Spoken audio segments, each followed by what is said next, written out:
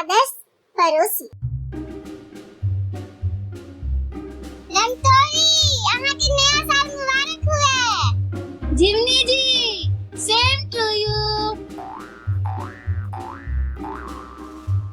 आई से हम दुनू आदर्श पड़ोसी बनकर रहब। आई बात के हम पढ़ ले छी।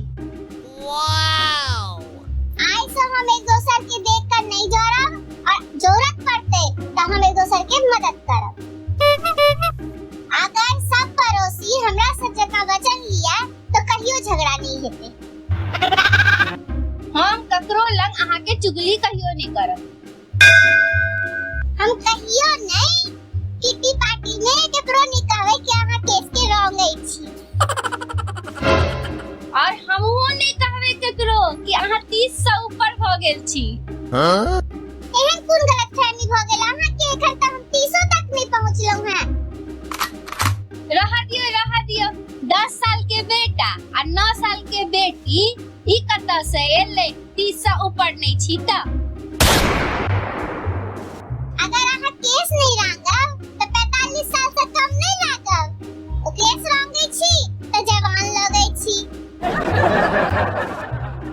जवान के लगाम दियो, तनी बेसी नहीं बाजे लगलो अहाँ।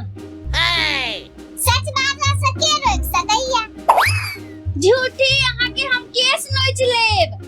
त हमहु नहीं छोड़ब। देखे छे दुनू पड़ोसी के एखने आदर्श पड़ोसी बनल के मिसाल दै छलखिन।